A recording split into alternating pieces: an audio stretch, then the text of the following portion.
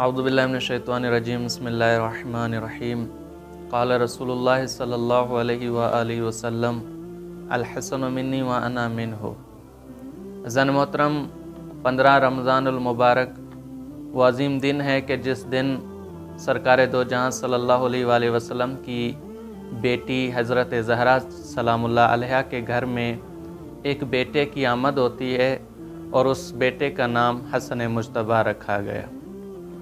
اور یہ وہ بیٹا ہے کہ جس کے ذریعے سے اللہ رب العزت کا کلام تمام مشرکین کے سامنے سچا ثابت ہوتا ہے کہ جس میں اللہ نے فرمایا انا اعطیناک الکوثر فصلی لربک وانحر ان شانئک ھو الابتر، یعنی اس کی تفسیر اگر کہیں تو وہ حسن مجتبیٰ کی شکل میں دنیا میں آتی ہے۔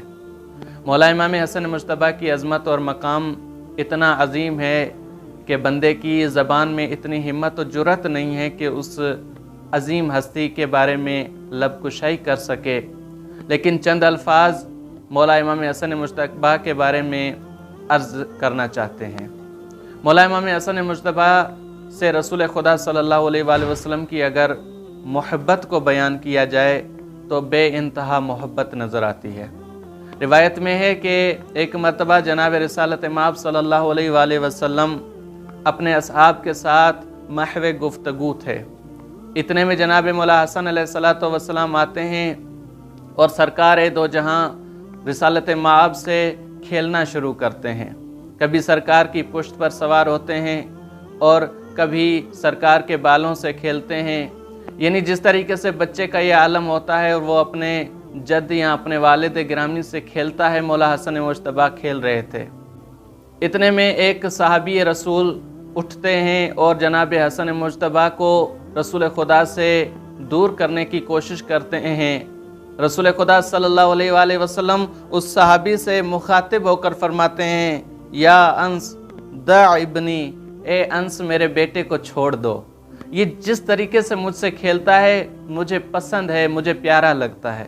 جی ہاں، اس قدر رسول خدا صلی اللہ علیہ وآلہ وسلم اپنے بیٹے سے محبت کرتے ہیں۔ اور اگر علم میں امام حسن مجتبیٰ کی بات کی جائے تو اتنا عظیم علم کہ بعد از رسول و بعد و امیر المؤمنین، اس جیسا علم شاید ہی کسی میں پایا جائے، نہیں لگتا کہ ایسا علم کسی کے پاس ہو۔ ایک مرتبہ رسول خدا صلی اللہ علیہ وآلہ وسلم کے پاس ایک عرب بدو آتا ہے جو یہودی تھا اور آ کر ایک بلند آواز سے کہتا ہے آپ میں محمد کون ہے؟ سرکار دو جہاں فرماتے ہیں میں محمد ہوں۔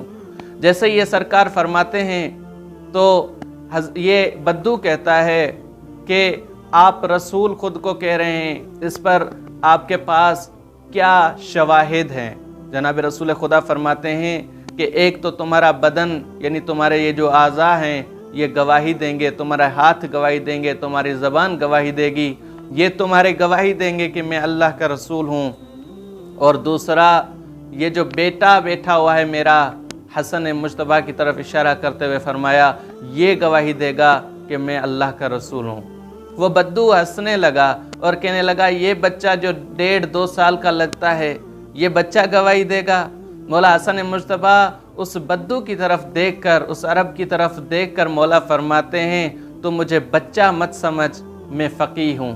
ہاں، 2 سال کی عمر ہے مولا کی اور کہتے ہیں میں فقیہ ہوں۔ پھر مولا فرماتے ہیں کہ تو جہالت میں ڈوبا ہوا ہے اور اس کی دوا میں حسن مجتبیٰ ہوں۔ پھر مولا کا یہ جملہ کفایت نہیں کرتا، مولا آگے فرماتے ہیں تو جو بھی سوال حسن سے پوچھے گا حسن اس کا جواب دے گا۔